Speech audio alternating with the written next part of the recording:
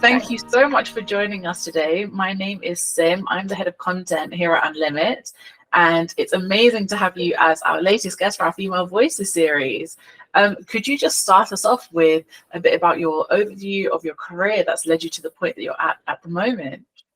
Thank you for having me. I am very excited about being a part of this series, and Unlimit is like doing great work. I've been following the project for about a year now. And so my journey starts in India, and I got a degree in electrical engineering. And once I was done, I understood that what I really want to do is shift towards software engineering, mostly because that's where opportunities were, and that's where I could see my true passion. And I went on to work for some of the biggest companies in India, like Infosys, and I did some job hopping around, then working for IBM and Microsoft. And after that, I wanted to come to the US because even when I was in college, I've always wanted to create something of my own. I wanted to always own a business, run my own thing. And I wanted to get the global exposure. So I came to the US for my MBA. And the whole MBA piece is a story in itself, but I completed my MBA. And then after that, I came out and I started working as a software developer here. I worked for companies like Georgia Power and VMware. And around 2016, I was beginning to hear about crypto. Now, going back to my teenage in 2019, I had picked up a book called Atlas Shrugged. And the free market ideas and the kind of world the book creates in the fiction format was something I loved as a teenager. And the ideas in the book always stayed with me. So when I heard about Satoshi for the very first time, the first thing I said to myself was, no way, this is exactly how the main character in the book, like if you ever pick it up or if you're aware, like that's his story, like he vanishes from the world. And so I almost felt like, oh, no, I really need to get into it and I need to figure it out. And I had like this stable job at VMware, but I felt I was getting pulled towards that. So then I heard about BitPay. It was an Atlanta-based company, and I felt like I needed to quit my job and I need to work for it. So I put my papers. I applied for BitPay. They didn't even have the opening at the time. And a month later, they had an opening. So I moved in, and I had amazing 4 years there. I wanted to learn everything about crypto. I just could see how this is going to change the world and is one of the most important things that has happened to money in centuries. And the whole combination of the ideas, the industry, the capability, and the innovation side that it brings up really kept me hooked. And then in 2020, I remember just using Uniswap, and I was like, well, this is it. This is what I want to be doing now.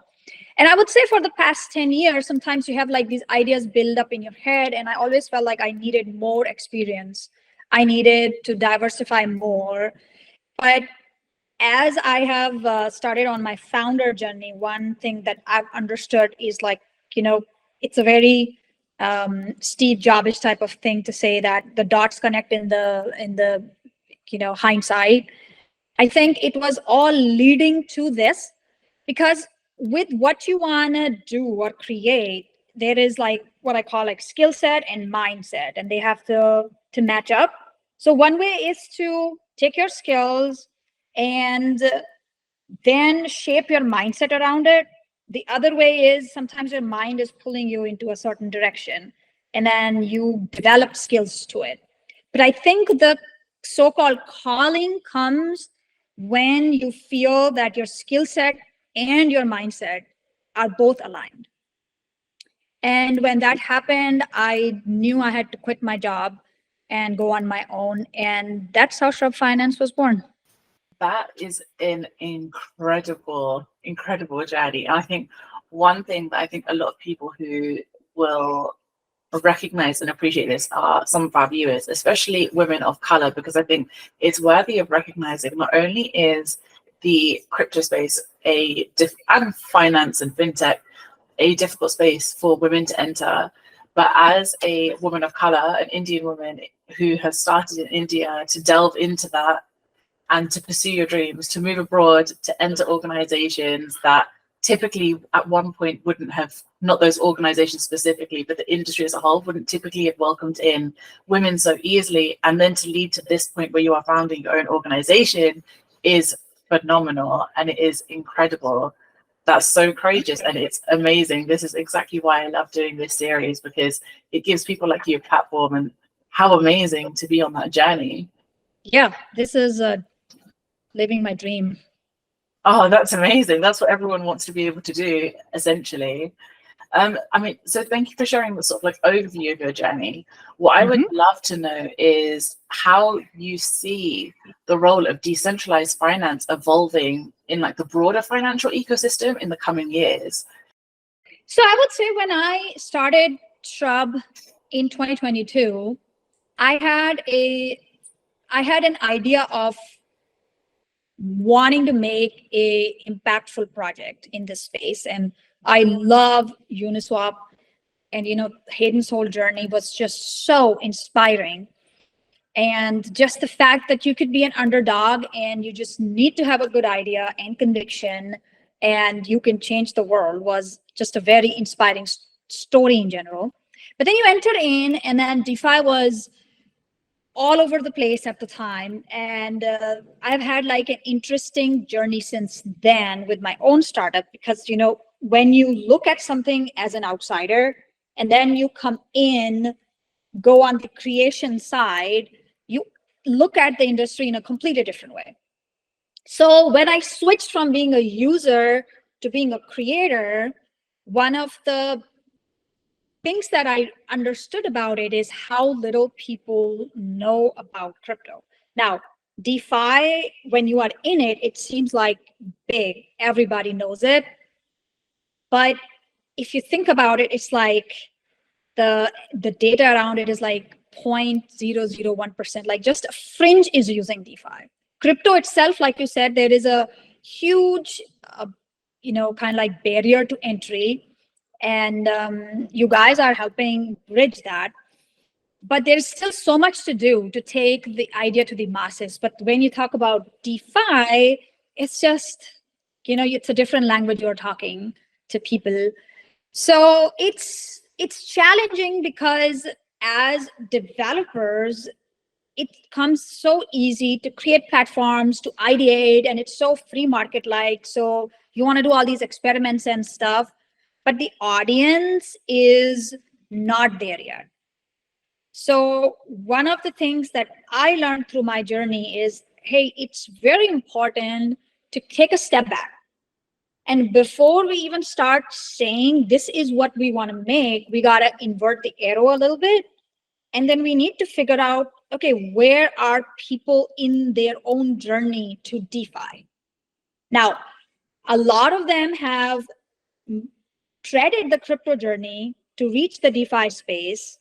And there is a lot of, because of its transactional nature and because of DeFi, just tokens and money and, getting rich quick. And, like it attracts a lot of gambler mentality, degen mentality. And that's all good. I think it's important for keeping the space growing. But what's going to be big and what's going to be the biggest challenge, in my opinion, that DeFi has to overcome going forward is, how do you make connection with the people? It is so easy to copy ideas. It is so easy in a night, you can just launch a new product. So now when you exist in a space like that, how do you keep the customers with you? Who are your users? See, and that's what we have adopted as a atypical approach in Shrub, is like we have put a lot of effort and focus first on growing community.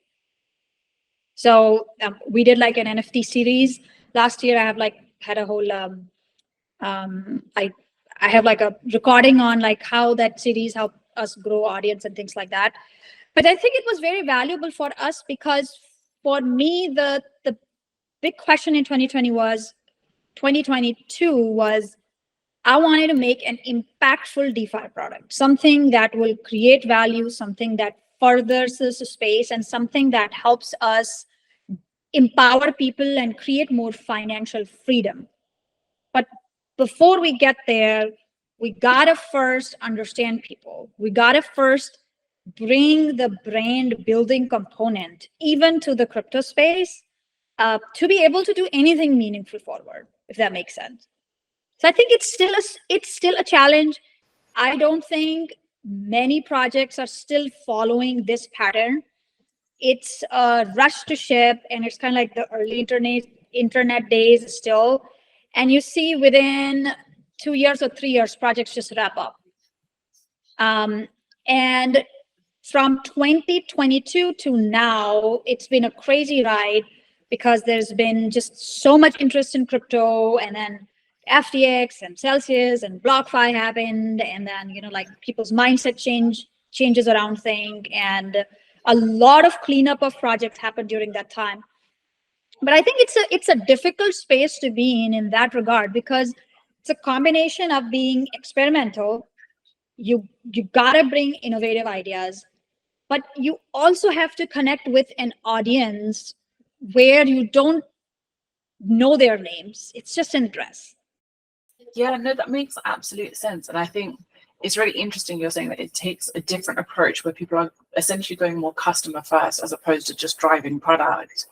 And I think, like you said, there's a massive, massive focus on decentralized finance as a whole and alternative finances, especially with like the emergence of Web3. Yeah. And I think that's why maybe everyone is sort of, in terms of a business perspective, is more of a rushed approach than what we would like to see. So that's very, very interesting. Thank you for sharing. I mean, one thing that I would love to know is, because of how fast-paced the industry is, not even specifically just looking at decentralized finance, but like finance overall, the developments of like Web3 and then the placement of DeFi into those, how do you stay motivated whilst also trying to stay abreast of such a fast-paced industry? Yeah, so I would say we really had to figure out what we stand for as a company. And I would say being an early stage startup and the ability to stay bootstrapped helped us find what is going to be our North Star. And I think the way to navigate the fast pace, both in fintech and with the changing crypto landscape, is that you gotta, at a high level, know what you're making, why you are making it, and you gotta have then the patience to ignore a lot of noise that goes around. So the approach that we have taken is being a very research-based company. So for example, after we finished our series in 2022, we continued to connect with the community on a more casual basis, which was our Genesis series. It has very little to do with DeFi. It's like the representation of the Shrub brand on kind of like the chain, if as you will, Shrub is a hedge, and we gave out seeds, and then people would grow the seeds, and it takes about 4 or 5 months to grow the seeds. And people have to really work to plant the seed, grow it into a shrub.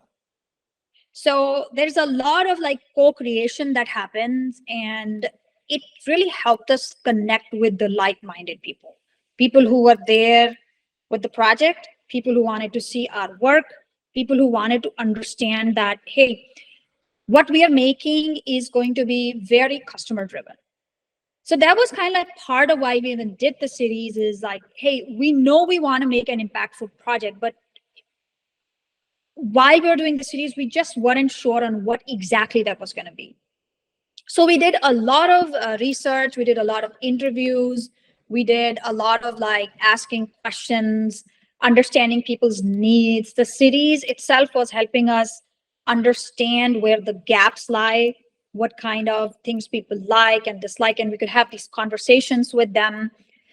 And that's how we take things. So once we settle on the idea, so Shrubland is really a project that's more based on conviction, the identifying the niche, and kind of like adding something to the ecosystem that isn't there yet and is going to serve a specific need.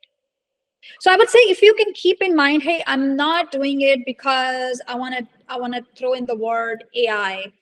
I want to throw all the buzzwords in because I want to raise money, or I want to do this, or I want to hire people. Like, you really have to kind of like start cleaning out all these noise from your head, and you really have to say, okay, what do I want to see in the ecosystem that doesn't exist yet?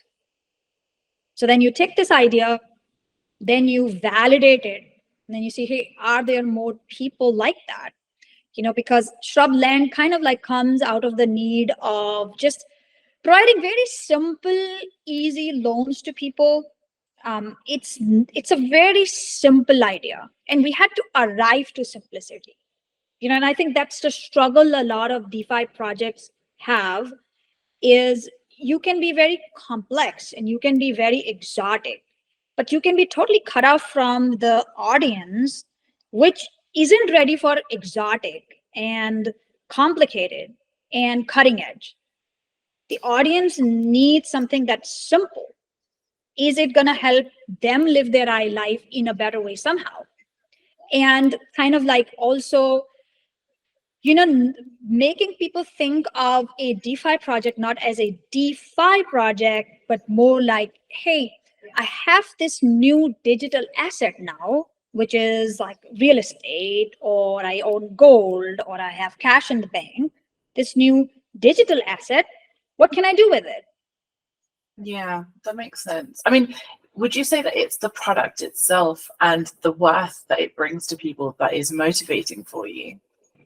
Yes, and I think what's motivating for me personally is I want to see something built that I personally can be proud of years down the line.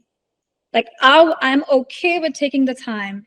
I'm okay with doing the necessary research, but what we ultimately make, I want it to be something that is providing value to somebody. That makes sense. Like, Yeah, of course. and I think it's very difficult. So if in the traditional Web2 world, you see it's all about, like finding the product market fit and then this and that, and then building products around that. In Web3, it's more about building something, then raising money, then finding the product market fit. You see, so it doesn't start with the customer first. It starts with the idea first.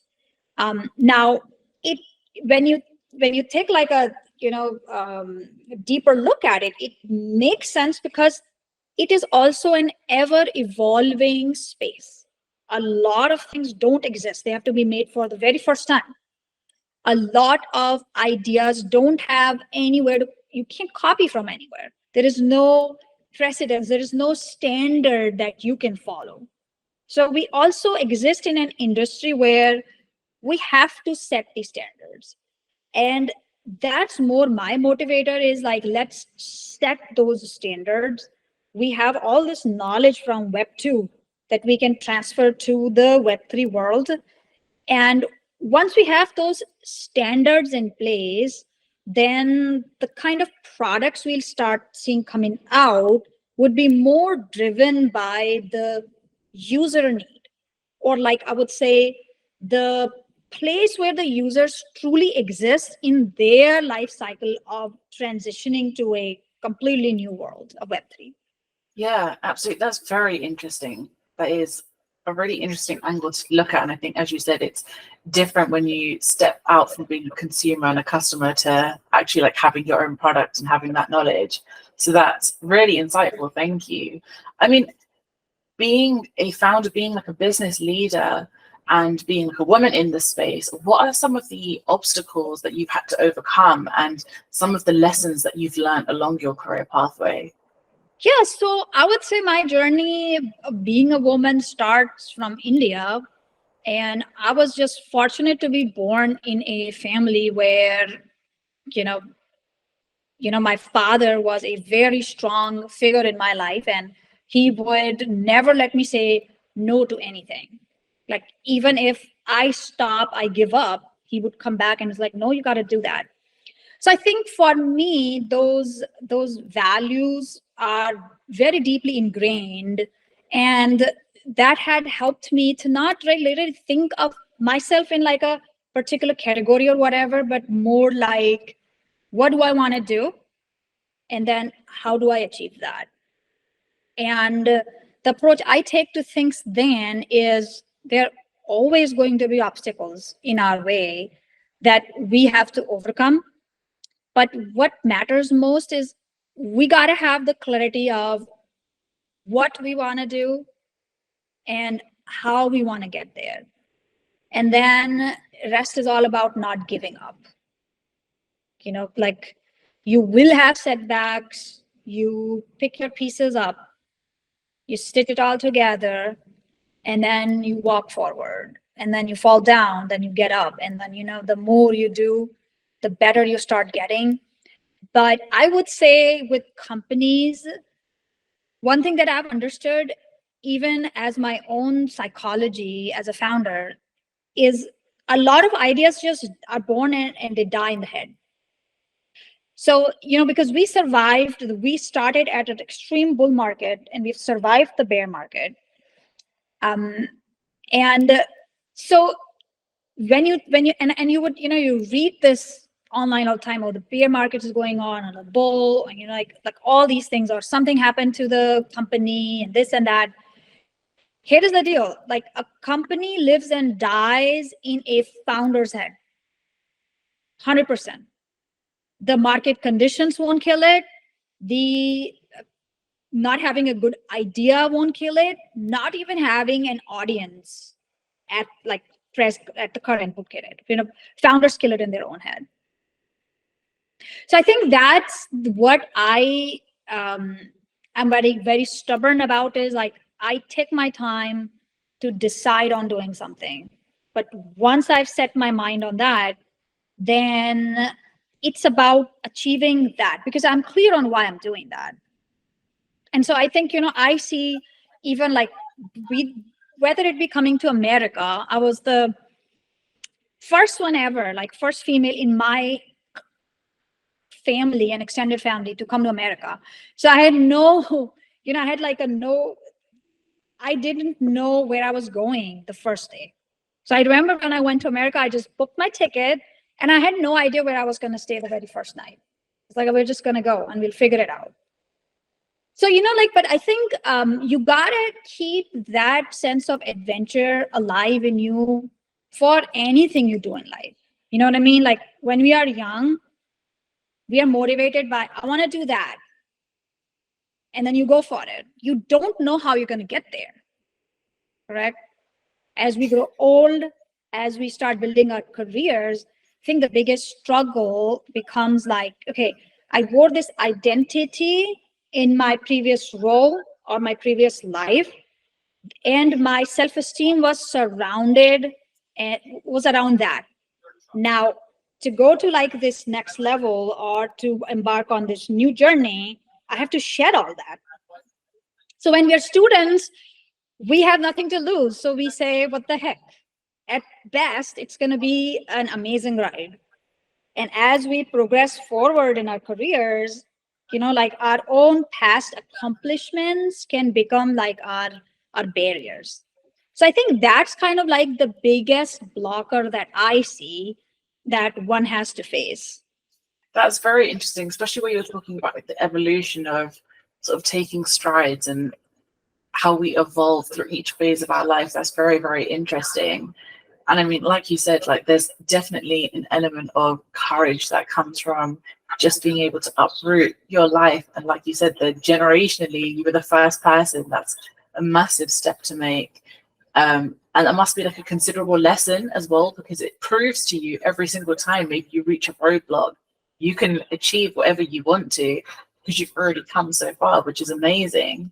I mean, when we look at like a sort of like the wider lens of women in similar spaces to ours, we see that they still unfortunately are facing so many challenges in our industries. I mean, aside from sort of like topical levels, were there any experiences that you had that you feel comfortable sharing as like a challenge? And if not, that's completely okay, but I would also love to know how you see the role of women evolving in our spaces. I would say I don't remember any particular event. All I know is for me, my entire life, I had to fight for what I wanted. That's just how I see it. Nothing came to me. Like I was saying, my journey to even come to America was not an easy one because my parents didn't have money to send me to America. But then I had somebody, which was my father at the time, who understood my dreams and he understood the value of my dreams. So he made that possible. And I think you have to kind of like find these allies. Well, most times you're gonna find people who are gonna tell you can't do something. That's just life, right? If you are trying to do something that people haven't seen you do already, then either you're going to be called crazy or people are going to wait for you to fail and give up and then finally say, see, I told you so. You just have to find those, especially when you're making these transitions and when you believe in yourself that, hey, I think I can do this. You got to then find the few allies by your side that are going to help you nurture your dream. And then rest, you got to fight for it. And then, actually fight comes very easy. You just have to have that conviction in you. No, I really, really want that. And that's something, that has worked for me is once I decide my mind on something, like we're going all in. We are not stopping. Yeah, but I absolutely love that because and it shows that it works because of where you are now. And like you said, that sort of ideology where in your mind, I don't even see it as a challenge because it's what I've always had to do. I've always had to push. I've always had to fight. And I think a lot of women would resonate with that because to get anywhere in their careers, no matter what industry they're in, there's so much work that's required from people and an additional layer when you are a woman. And so that's amazing. I mean, it sounds like if women were also to take that ideology, that mindset and run with that, they would have a very, very like powerful voice within the community imminently. Yeah, and I think it's a lot of times a lot can depend on the upbringing as well. Like I said, for me, these gender roles were very fluid. Growing up, it's more like do whatever you want to do, just do the right thing. So I got this like unconventional environment because in India, it's very hard to not be told your place. And then I think perhaps I think differently because of that. Because, I've always thought of myself as, oh, it's about what I want to do, and then I'm going to get it. And I remember actually when I went to my undergrad, my engineering college, when I entered there was like hazing going on. There was like, it was very restrictive, and it was like, you got to look at your third button. It was a crazy environment, and it really drove me crazy. And one thing I couldn't understand was, why are we putting up with all this? So I do remember in college, I rallied people around in my final year, and I said, guys, what kind of legacy do we want to set for ourselves now? We have no place. We do live like second-grade citizens here. And we allow people to like do all these things to us. Like, do we want to stand up against it? Why don't we go to the administration? Why can't we like come together and then say, hey, why do you feel like we don't, like girls don't want to have fun, right? So I remember so that's like the most interesting time of my life, because I think we did end up having an activity club, and we also put like end to hazing in the college. So that was like my first time. I remember thinking, hey, you know what? If you are not going to help yourself, if you are not standing for yourself, then there is this whole world who's going to constantly tell you what your place is. But I think it's less about them. It's about, what do you want to be? Define that space for yourself and then fight for it. Yeah, absolutely. That's amazing advice. And I think that will definitely be like, if we can all sort of absorb that and take that in, that would leave women and girls in a really powerful position, especially in our spaces. So that's great advice. Thank you. I mean, one thing that I would love to know is your perspective when we look at our industries as a whole. So when we look at crypto space, decentralized finance, payments, etc., how like there's so much to learn and it evolves so quickly, as we know. How do you, as a business leader, stay informed about industry developments and trends, because they're so fast, because you've got so many things to do? How do you stay on top of it? So I have my like routine. Twitter is like my source of information. That's where I go. Twitter and Telegram. I have like some groups that I've joined where they provide like this curated information.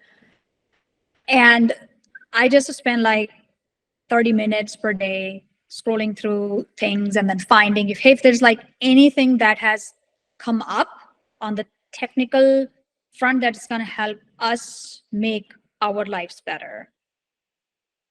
So yeah, but again, I would say there is so much like overload of information everywhere, especially crypto, that if you don't know what you are looking for, you can drive yourself crazy. And kind of like you said, as a founder, you have so many things to take care of, but at the same time, you got to make sure that the development of the platform is, anything new that comes up is actually going to add to it, or gonna like make your life easier rather than being a distraction. Yeah, absolutely. I can only imagine how much time and energy and commitment goes into that. So that's wonderful advice. Thank you. And I think a lot of the time I often hear people that join our series, they all say quite similar things when it comes to staying informed and building on knowledge. And it always comes back to building communities and networks and leveraging those to stay abreast of everything that's happening, because it is so fast in its evolution. I think like we're already at the point of our last question, which is incredible because it's flown by. But what I would really love for you to share with like all of our viewers is actually more of a female leadership angle. And that is because of your position in the industry, and you're a woman, you are a leader, you're in such a fast-paced industry. What is advice that you would like to share with other women who are aspiring to either enter the industry or already in it and would like to elevate themselves? So I would say one thing with women that I've noticed is the, need to be perfect, self-scrutiny, and looking for approval. Like if you could remove all these three things and then say, okay, why am I doing this? Now, you got to like really do this analysis at a more psychological level, where you say, hey, if I was to, let's say, I'm going to get nothing out of it at the end of the day, and it's going to be a complete and utter failure, would I still want to do this? And if the answer to that is yes, then you got to just like push through. And when we are changing skins, and I would say this is alike for a male and a female or anyone else, is like when you change skins, the conviction that you have to bring just cannot be obtained externally. So you got to like understand that most times I'm not going to get that approval. I'm not going to tell people, wow, what an amazing thing you're doing. What an, amazing, like all these, kind of like sacrifices you are making to work on your idea. They're not going to be able to see your journey because they're on the outside, and that's okay. But that's also what you're not looking for. What you're looking for is those who understand your journey. And if you think about it, like, you don't need a lot of people in the early stages of jumping guns and saying, hey, I'm going to work on my idea, I'm going to start being a leader. You got to say, well, approval is not what I'm going to look for. What I'm going to look for is strength from within and clarity of heart, and taking feedback to improve myself. And with time, if I am sincere and honest to my own journey, I will figure things out. And it's like this belief that, this like self affirmation that you have to tell yourself, hey, with time I will figure out. My past successes can be an inspiration. My past overcoming of hurdles and making it can be inspirations, but this time the story is just going to be completely different. And I cannot work for success. I have to work for self-satisfaction. I have to work for a cause that is larger than just my needs. Like, like maybe I want to make impact. If that's your thing, then you got to work on impactful projects. And like looking at things in the longer term, because we get short-sighted when we start looking at the short term, and then maybe in the short term things are looking like they're not working out, but you never really know. In my own journey, I've met some amazing people, like even you and I having this conversation. It's a remarkable journey that you embark on. You meet so many people. You will have the opportunity to create so much impact and inspire so many people. But for that, you got to think of yourself as this person on a journey. And this journey is about yourself, your growth, and where you want to go. No, thank you for that. I mean, you put that together so eloquently, but I don't even want to dilute it, but it was an amazing message. And I think it's a very important one that is going to add a lot of value to people, because we know that it's still a journey and we are always constantly trying to sort of develop ourselves and trying to build upon ourselves as individuals as well as professionals. So that's a really strong and poignant message to leave everyone with. So thank you so much. I mean, that already rounds off our time together, and I can't believe it because it's flown by. But I cannot thank you enough for making the time to speak with me today. It's been amazing, and it's been wonderful to be able to share your journey and your voice with everyone as well. So thank you so, so much. Same here, Sim. I enjoyed the conversation. Oh, I'm really glad. I'm really glad to hear it.